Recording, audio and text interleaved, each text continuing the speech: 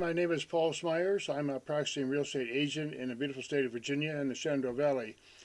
And today I want to talk a little bit about some very interesting books that I want to recommend. A lot of people are moving out of the country, and there's a lot of great books out there. So let's get started here. First book here, First Person Rural. This is maybe 20 years old. I haven't read the whole thing, but it's just really short. It's about a story about a couple that moved out the country. I think it was up in Vermont, and their story about how they had to adjust to the different rural things that are going on. And it's kind of interesting. I just browsed through it a little bit. So that's one book.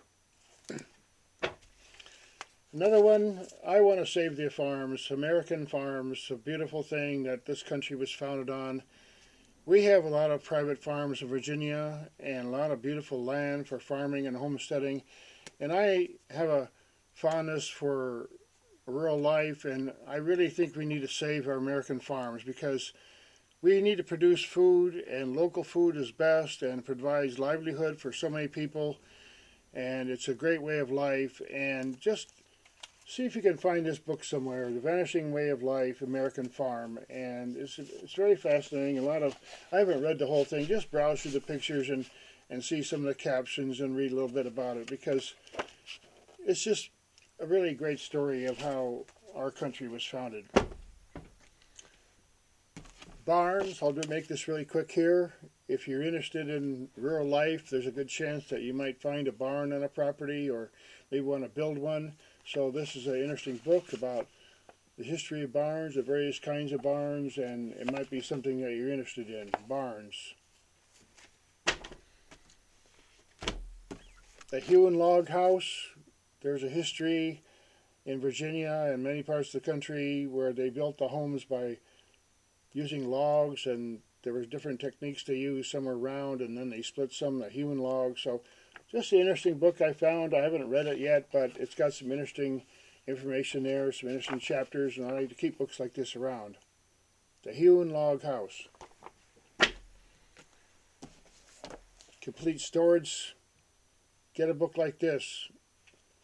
Sometimes these older homes, they don't have really good storage, but if you're looking around inside your property and your home and your shelters, your sheds rather, you can probably find some ways to store things in very creative ways. And get a book like this. Sometimes you can build your own shelves, and it can save you a lot of time and money, and we all need to store our stuff. So get a book about shelving and storage. Starter coops. If you're into chickens, I've known people who had chickens, and I'm going to think about having a few myself someday. So I got this little book about starter coops, and I'm kind of a newbie with chickens, and I don't know, I'm going to get a few, but I might as well prepare myself, so I got this little book here.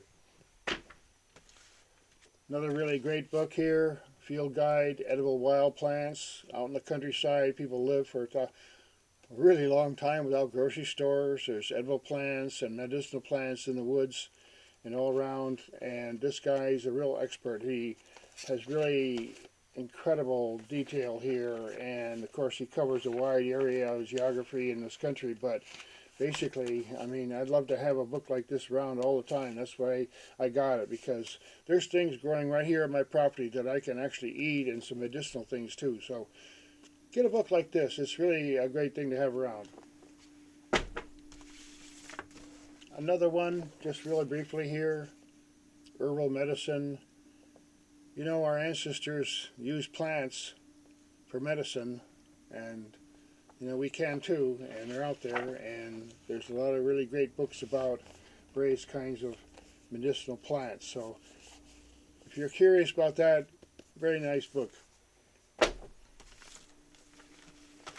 Quickly here, the modular home. That's a new thing now, cheaper housing. They've devised some different systems of making a modular home. A lot of them are constructed in a factory, and they bring them to the job site or the piece of land that the customer has chosen. And there's different floor plans and so on. So if you're interested in a little less income, a costly property, that's a way to go with modular homes. A lot of these companies will build something for you, or they'll They'll bring it to you and assemble it basically. Um, it's a very interesting new development here in the various kinds of low income or low cost housing. And one of them is to make them in a factory, modular homes. Dowsing, this is kind of a fun book. If you are interested in that sort of thing, in the old days, people used to find water just by using dowsing. It's kind of a fascinating thing. I got this book. I haven't read it all yet, but I just find it very fascinating. And if you're interested in going back to the nature type of way of living without instruments, you might want to get a book like that. So I find a lot of interesting books as I travel around, and I try to share them. I'm a specialist again in real estate related to the rural areas. I live in Stewart's Draft, Virginia. Beautiful, beautiful Shenandoah Valley. You got to take a look at some of my other videos about the area.